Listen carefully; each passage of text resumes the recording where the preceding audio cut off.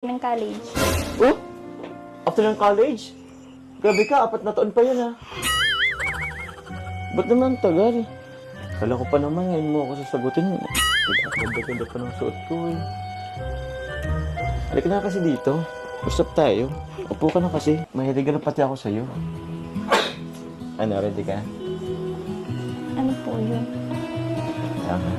Kailan kasi dapat medyo malapit lang. Teka, kinakabahan nga ako dito sa regalo ko eh. Hindi ko alam kung matutuwa ka o hindi. Matuloy ka ba dyan? Kuhan na muna po ako. Ay, wag na. Upo ka na lang. Baka hindi ka pa bumalik eh. Kukuha lang naman po ako ng tubig. Eh, alam ko na yung kukuha na yan. Tapos, ang dami mo nang inarason. Hindi ka na nakabalik dito. Mamaya ka na kumuha ng tubig. Kaya kung ano, hindi pa na ako masyadong taha. Pero, ready ka na ba?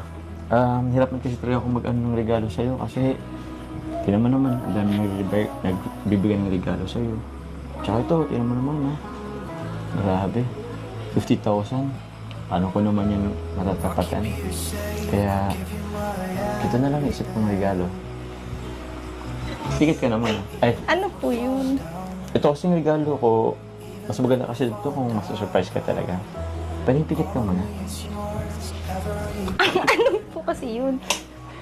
Ipikit ka muna nga kasi. Kasama kasi yung saan para matuwa ka, para ma-surprise ka. Kailangan mong pumikit. Pwede naman pong ibigay mo. Hindi nga kasi nga, siyempre, paano yung ano, para may element of surprise. Mas maganda kasi yun, kaya pumikit ka na lang. Pero grabe ha. Ganda, nakita ko.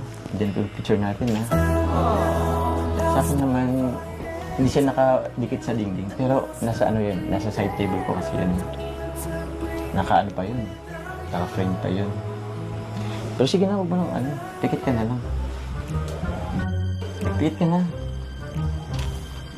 Sige po. Sige. Pero pag pikit, dapat nakaharap ka sa akin. Pikit ka.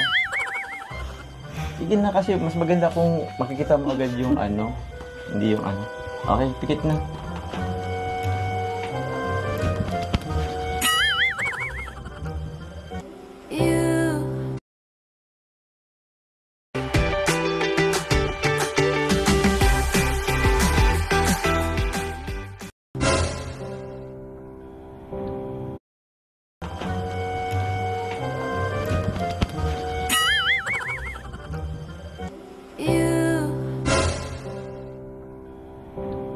You're the air that I breathe.